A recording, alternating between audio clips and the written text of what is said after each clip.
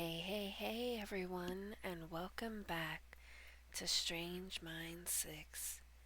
I'm your host, Ruby, and today we're going to be getting back into the book called Superstitions, a handbook of folklore, myths, and legends from around the world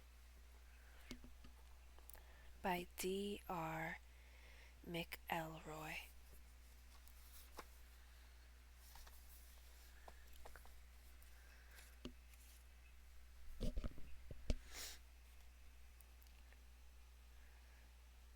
Where we left off was South Africa, Mamlambo, a terrifying monster. Mamlambo is believed to live in the Lava River.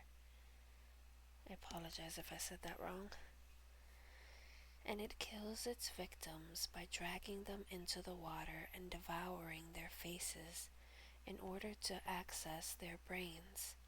Dubbed the brain sucker, the monster is 60 feet, 18 meters long, with a crocodile torso, a long serpentine neck, and a horse-like head. It is said to behave like a snake and to glow with an eerie green bioluminescence at night. It has hypnotic green eyes that can mesmerize anyone who dares make eye contact with it. The creature has been depicted in cave paintings in the region that date back thousands of years. A very similar creature known as Ninki Nanka hails from Gambia. The Mamlambo was blamed as recently as 1990 for several deaths in the Mtsinglava River, though authorities were not convinced the creature was responsible.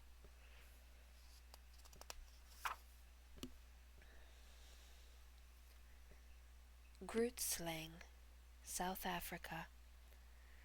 From the Richardsveld Cave in South Africa comes the story of the giant serpent Grootslang.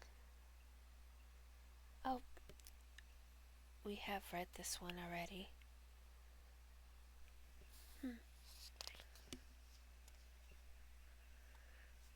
Let's see, what is the next one? Naga, North Africa. Naga is a generic term used by the peoples of North Africa, Asia, and Polynesia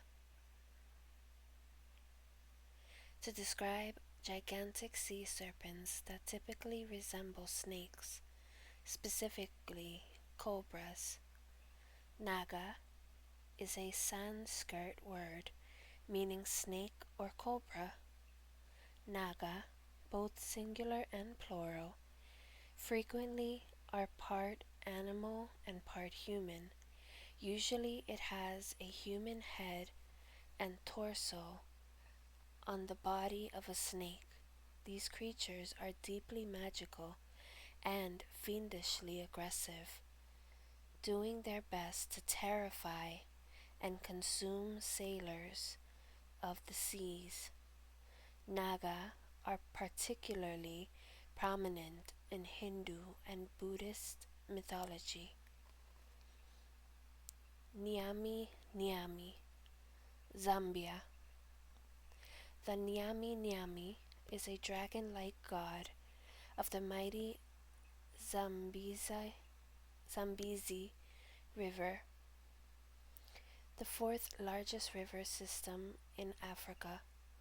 Though the god is ancient, the most recent tale of his power dates from the mid-20th century and the building of the Kariba Dam, the Bantonga people who were displaced by the building of the dam in 1956 believed that Nyami Nyami would prevent it from being built, thus allowing them to return to their ancestral homeland. Just a year into its construction, a catastrophic flood occurred, killing several workers and destroying the partially built dam. Loved ones of the dead waited days for the bodies to be recovered until Batongan elders told them that Nyami Nyami would only release the bodies after a sacrifice had been made to him. A calf was slaughtered in his name and left on the river banks. The next day, the bodies of the workers were found in that same spot, and the calf's body was gone. Oh, wow. African gods and goddesses. Some of the powerful African deities around the continent include the following. If I butcher these names, I do apologize in advance. Anansi, Ghana. Anansi is the best known of all the African gods. He is usually depicted as a spider and is the primary trickster god of West Africa and the Caribbean. There are hundreds of stories of Anansi's deeds and misdeeds as he tries to trick humanity into following his wicked ways. For this reason, Anansi is credited with the gifts of persuasion, guile, charm, and cleverness. He also personifies greed and materialism. Some sources say that Anansi's stories are so well preserved because they were cherished as a means of subversive behavior and resistance among enslaved Ashanti and other African peoples in the New World. Though Anansi often failed in the tales, he continued to convince and strive to meet his ends, giving the enslaved hope in their continued struggle to be free. A typical Anansi tale is how the trickster brought stories to the world by bargaining with the creator god, Niame, and performing seemingly impossible tasks via his gifts of charm and cleverness of speech. Thus, Anansi became the god of stories.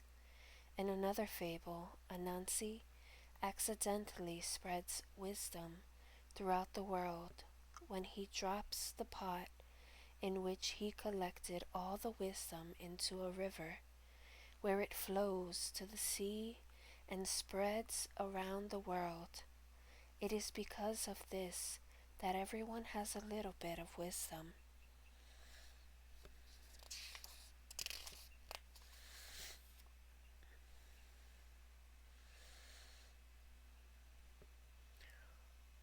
Huvieni, South Africa. Some stories have Huvieni as the first man, while others portray him as a devious trickster god. As the creator of the world, it is said that Huvieni was admiring his handiwork in peace and quiet until humans discovered the birds and the bees, so to speak. The racket resulting from this discovery actually drove Huvieni from the earth. He ascended into the heavens by magically nailing steps into the air itself. Huvieni protected his retreat by dislodging each step behind him as he climbed up to the stars, so that no human could climb up after him. Wow. Kaang, Southern African continent. The Bushmen, also Kyo or San, are historic nomads of the southern continents, though most of their number have become farmers in modern times. In legend, Kaang is the creator, destroyer of the earth and all living things. It is said that Kaang's wife gave birth to the first eland, an African antelope, which was carefully nurtured by the god until his sons somehow accidentally killed the animal. Kaang ordered that the eland's blood be boiled and the resultant residue scattered across the plains. From those droplets sprang more elands, as well as other creatures of the earth that the Kohui believe were meant for them to hunt and eat to survive.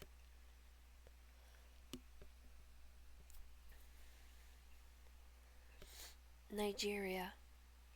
Nigeria is the most densely populated country in Africa, with Ethiopia being the second. Nigeria fits all of her residents, roughly 2/3 of the population of the entire U.S., into a space about 30% larger than the state of Texas. This densely packed population means there is a lot of personal contact amongst people, a situation that could cause stressful living conditions. Dense populations usually exercise great care to ensure personal boundaries are respected and that social conventions are followed. One way to do this is to develop a large number of ritualized practices, including superstitions.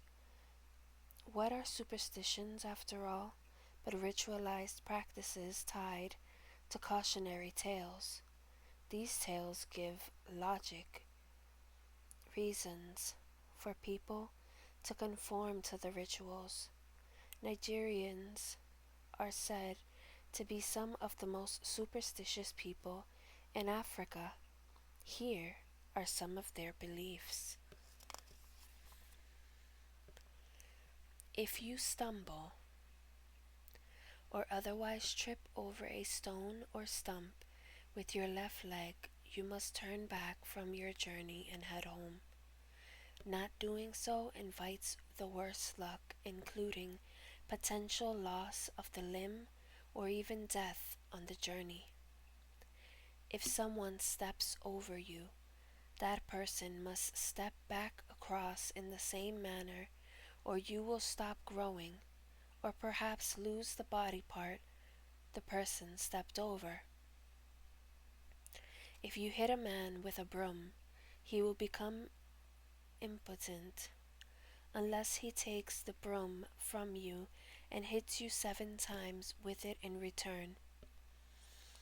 Don't whistle or draw water from a well at night.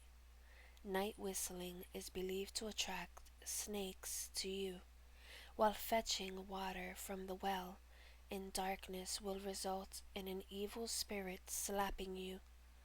These particular superstitions may have originated as safety precautions, as mentioned in the introduction. The dangers lurking in the dark outside the house were very real, and still are in some parts of Africa. Similarly, eating in the dark may invite evil spirits to eat with you. ultimately leading to your death. Don't kill a gecko. The common wall gecko is believed to devour evil spirits that try to enter the house and also eat many types of undesirable insects. These creatures are harmless to humans, but killing them may cause your house to collapse. By the way, geckos don't have eyelids, so they lick their eyeballs to keep them moist and dirt-free. Hearing an owl hoot means that someone in the household will die soon. This particular superstition is very, very common among many world cultures, not just Africans. It is possible that the belief spread via the worldwide slave trade in the 17th to 19th century. Black cats are evil.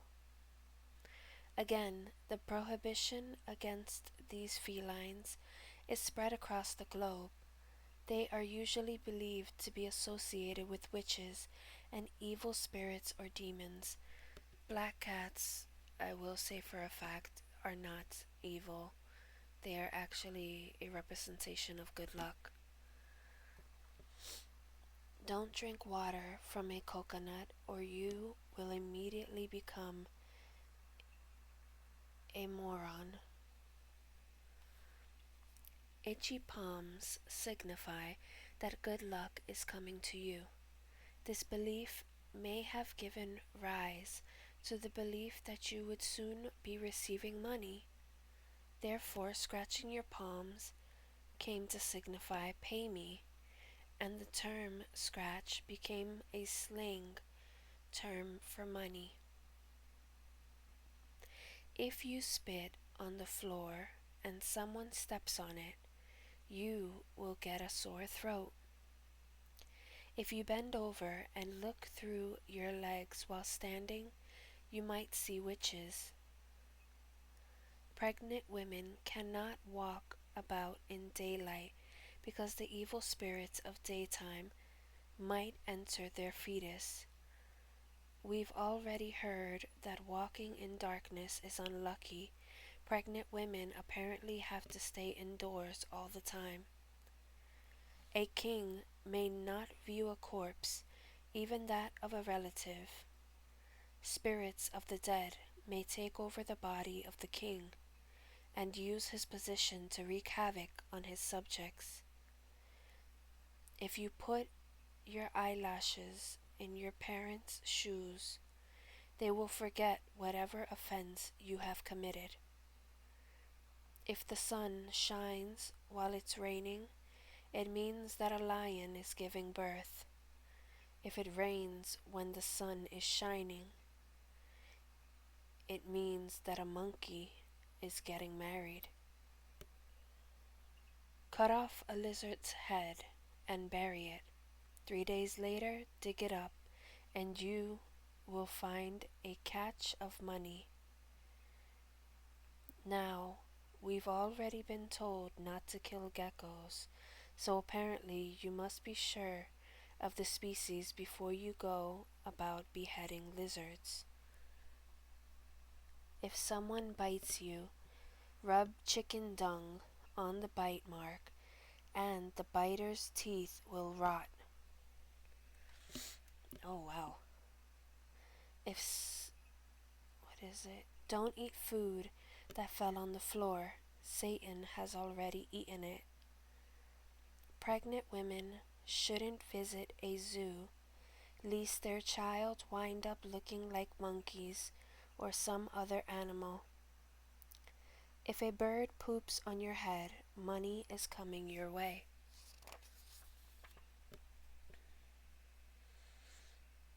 And that is the end of this chapter.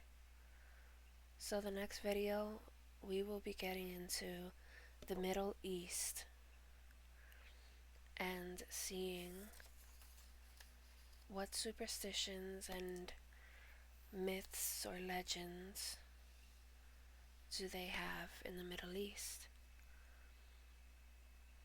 And as always, this has been Ruby. Please hit that like button, hit that subscribe if you haven't already. It would mean a great deal to me. And as always, my dear friend, may you have a grand morning, noon, or night, wherever this video may reach you. This has been Ruby, signing off.